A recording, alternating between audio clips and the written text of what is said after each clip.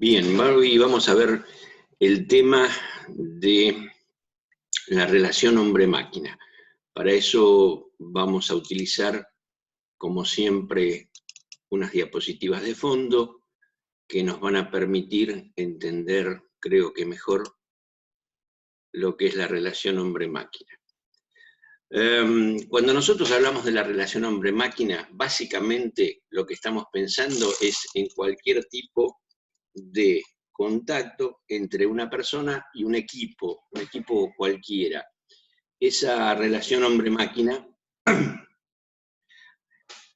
entra dentro de lo que es la ergonomía cognitiva en las interfaces de comunicación. Los sistemas hombre-máquina son básicamente sistemas donde la persona está operando algo y ese algo le da información para que él haga correcciones en forma permanente. El sistema hombre-máquina funciona a partir o a través del aparato sensorial del hombre, de la persona. Nosotros tenemos la capacidad de percibir información a través de los sentidos. Podemos sentir que algo está caliente a través del tacto, podemos sentir que algo vibra a través del tacto, podemos ver que en un instrumento nos da un determinado valor y lo vemos a través de la vista.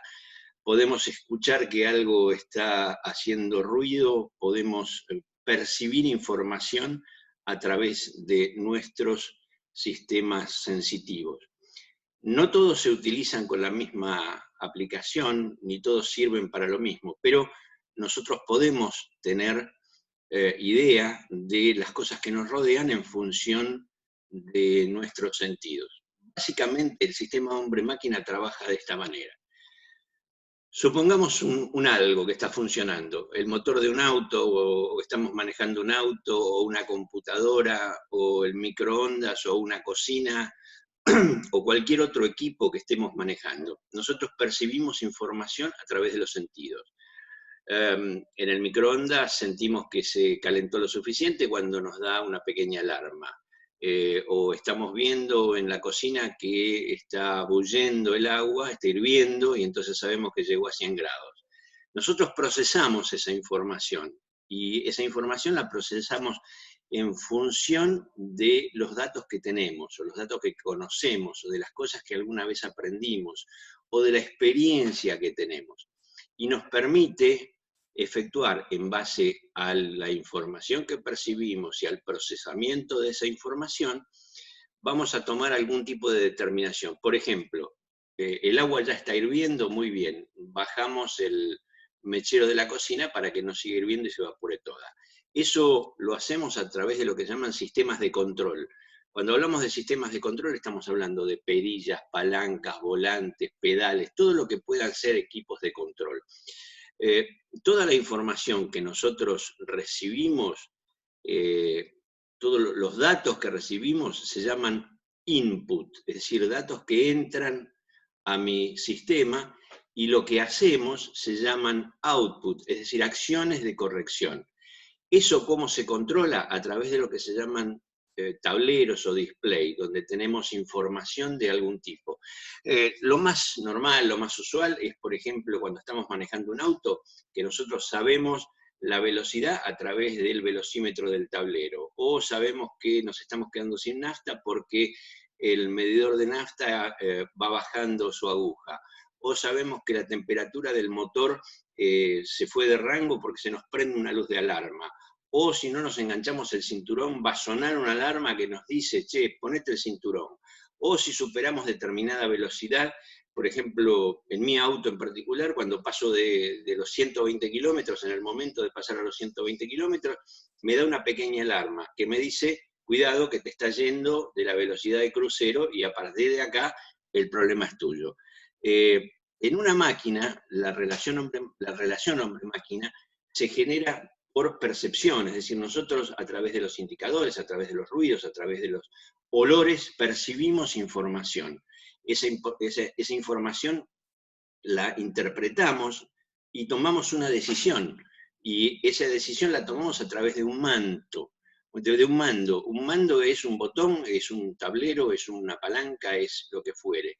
Ese mecanismo de control corrige lo que está bien, perdón, lo que está mal, y vuelve a darnos la información a través del indicador y se reinicia el proceso. Un ejemplo práctico y sencillo es así. Por ejemplo, hacer una rosca, imaginemos que una máquina, que es un torno, se está haciendo una rosca. Nosotros podemos percibir la información de que esa rosca se está haciendo bien en función, por ejemplo, de la viruta.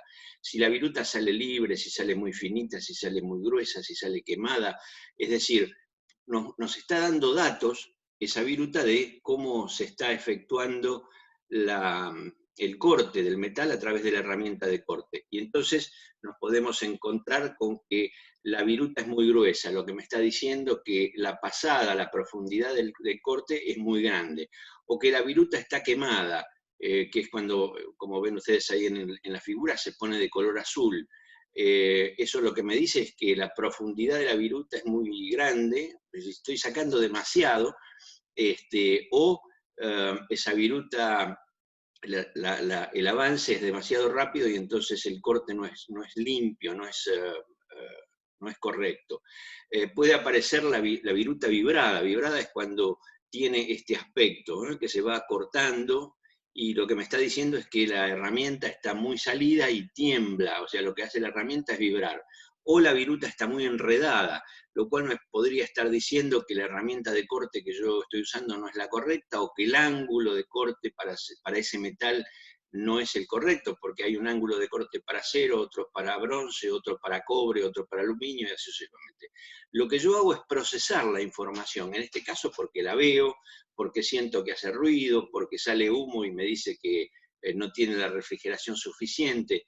Lo que hago es procesar esa información y tomar una determinación, que será cambiar la herramienta, afilarla, cambiar el ángulo de esa herramienta, el ángulo de corte, bajar la velocidad, reducir la pasada, 1000 informaciones diferentes que las hago en base a mis conocimientos.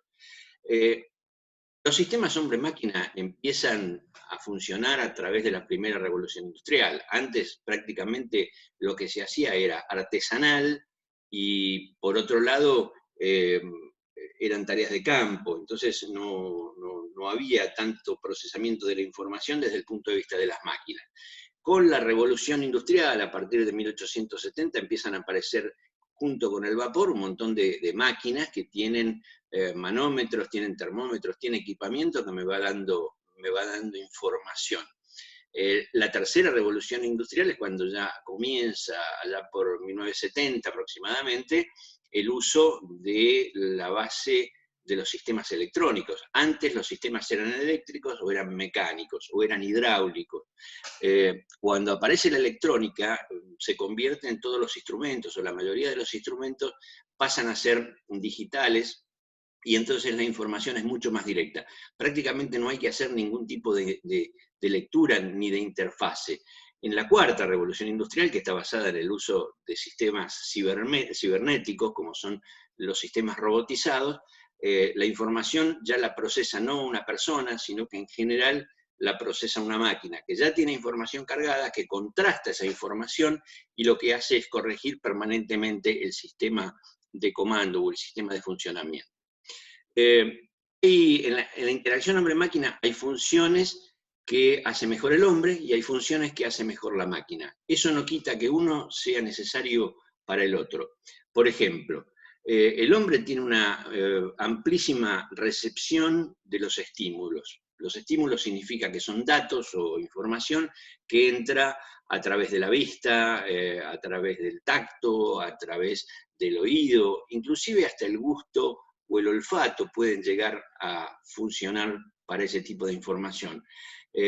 La máquina lo que tiene es una respuesta inmediata a la señal, es decir, toma la información, la procesa a través de una lógica y modifica lo que está mal en forma instantánea, con lo cual se pierde mucho menos tiempo, mucho menos producción, y se logra mejor calidad de la producción.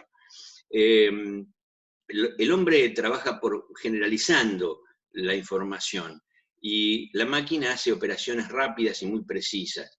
El hombre tiene capacidad de juicio, es decir, la máquina funciona a través de la información que recoge, de un patrón de funcionamiento, pero no toma decisiones. El hombre tiene capacidad de juicio, con lo cual puede lograr que una cosa se haga mejor si se hace de otra manera. Nosotros tenemos lo que podría ser la improvisación. En realidad no es improvisación, sino que lo que se usa es el conocimiento y la experiencia. Las dos juntas se permiten tomar decisiones, juicios y modificar o mejorar las cosas. El hombre, en base a este juicio, lo que genera son respuestas originales. El tipo que te arregla algo con un pedazo de alambre, una máquina no lo haría. Lo hace porque sabe cómo se puede hacer y cómo puede seguir. La máquina tiene el problema que es una insensibilidad absoluta a los factores humanos patógenos, es decir,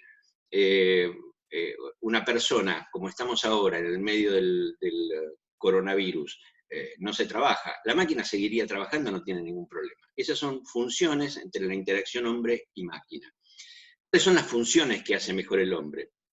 Percibe una amplia gama de estímulos. Nosotros podemos olfatear cosas, por ejemplo, el olor a quemado en un auto, o el olor a nafta que nos provocaría el goteo de nafta del tanque de nafta, generaliza los esquemas recibidos, retiene un alto volumen de percepción, es decir, percibe muchas cosas a la vez, escucha, huele, siente, toca, tiene capacidad de juicio y tiene improvisación, lo cual lo hace original y único, y obtiene respuestas originales hasta lograr el cambio de procedimiento. Es decir, el hombre puede ver si algo se está haciendo mal y modificarlo y corregirlo en base a lo que sabe, a lo que aprendió, a su conocimiento, a su experiencia, a que ya lo hizo alguna vez y le salió bien o le salió mal, y entonces va corrigiendo y va mejorando permanentemente.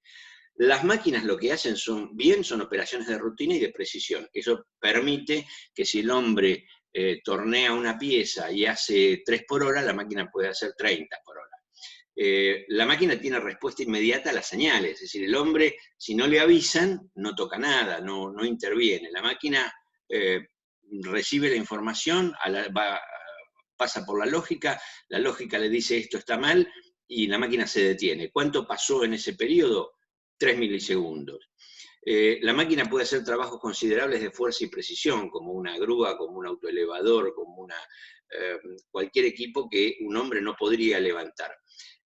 La máquina puede recuperar y almacenar mucha información. Nosotros, si tenemos varios operarios, esa información podría estar repartida. La máquina puede hacer cálculos rápidos y precisos, entonces nosotros tenemos que medir, tenemos que calcular, nos tomamos nuestro tiempo.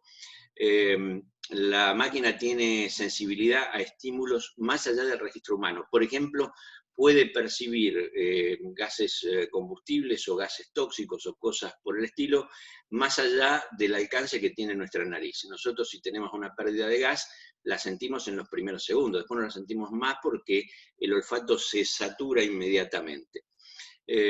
La máquina es insensible a factores patógenos que a los humanos nos matarían. Yo recuerdo siempre que una vez en Atucha hubo que sacar unos caños que se habían caído en un lugar donde había altísima radiación, no se podía hacer con una persona porque la mandábamos a que muera, y se hizo con un robot. El robot fue, sacó los caños, no hubo ningún problema. Y lo que tiene la máquina es que ejecuta operaciones rápidas y muy precisas. Esas son las funciones entre la interacción hombre-máquina que hacen bien unos y que hacen bien otros. Información de mando y control es el sistema de diálogo directo entre el hombre y máquina. Nosotros percibimos información en forma permanente a través de los tableros de comando. Nosotros en un manómetro podemos ver qué presión hay, en un termómetro podemos ver qué temperatura tiene el sistema, lo podemos setear para que actúe en determinados valores, pero todo eso se hace a través normalmente de la vista y de las alarmas a través del oído. Y luego se actúa a través de sistemas de mando o de control, que son, por ejemplo, botoneras, palancas, pedales, lo que fuere, todo lo que hace actuar a un sistema. Nosotros percibimos información, y esa información la percibimos a través de mecanismos de control y a través de sistemas visuales. La mayoría de los sistemas visuales y los sistemas hoy día de software lo que hacen es reemplazar a los sentidos humanos. El sistema hombre-máquina para la ergonomía es un proceso de diseño para el uso humano. que abarca métodos operacionales y procedimientos tales como la comprobación y evaluación de los artículos. Nosotros hacemos control de calidad. En el caso de la máquina consiste prácticamente en cualquier objeto físico, aparato, equipamiento, medio de trabajo que la gente emplee para realizar cualquier actividad dirigida o para llevar a cabo cualquier propósito deseado y desempeñar una función. O sea, el hombre es uno solo, la máquina puede ser cualquiera. Ejemplo, un afinador de pianos que está afinando un piano tiene una relación hombre-máquina, porque el tipo pulsa una tecla y se emite un sonido. Ese sonido que se emite de un do, un re, un mi o lo que fuera, él lo compara mentalmente con la memoria que tiene de cuán debe ser ese sonido y corrige. ¿Cómo corrige? Con un destornillador tensa o afloja la cuerda para que eso le dé el do que él está buscando. En los sistemas hombre-máquina lo que se busca, el objetivo básico de este sistema es mejorar la interrelación hombre-máquina. Es decir, que lo que me dice la máquina sea muy claro, yo lo pueda leer, lo pueda decodificar, lo pueda entender, pueda saber qué es lo que está pasando en el sistema, en la máquina, en el proceso, y normalmente eso se hace en forma de instrumentos. Los instrumentos son los que me dan los datos necesarios. Nosotros, como seres humanos, tenemos lo que se llama percepción, y los seres humanos estamos limitados en nuestra capacidad de procesar y comunicar información. Por ejemplo, si hay un escape de gas, nosotros vamos a percibir el escape de gas, pero por pocos minutos y después no lo percibimos más porque el sistema se satura. Si hay un sonido, nosotros tenemos capacidad auditiva entre cierto y cierto nivel. Si es un sonido muy bajo, nosotros no lo escuchamos, y si es muy alto nos lastima. De ahí que los animales, por ejemplo, tienen un rango de percepción que es muchísimo más alto y pueden sentir ruidos que nosotros no sentimos. La información se procesa o se adquiere a través de los sentidos, se almacena en la memoria y se procesa con el razonamiento, con la resolución de problemas, con la modificación de los errores. El diseño de interacción exitoso se basa en que los usuarios, o sea, las personas, son todas iguales, siempre es el mismo el hombre, pero a su vez los usuarios son todos distintos. ¿Qué quiere decir? No todos tenemos la misma capacidad olfativa, no todos tenemos el mismo nivel auditivo, no todos tenemos el mismo nivel de tacto. Hay quienes perciben las vibraciones, por ejemplo, en un terremoto hay gente que percibe la vibración en forma inmediata y hay personas que no se dan cuenta. Vamos a cortar acá con este primer pedacito y seguimos luego con la parte 2.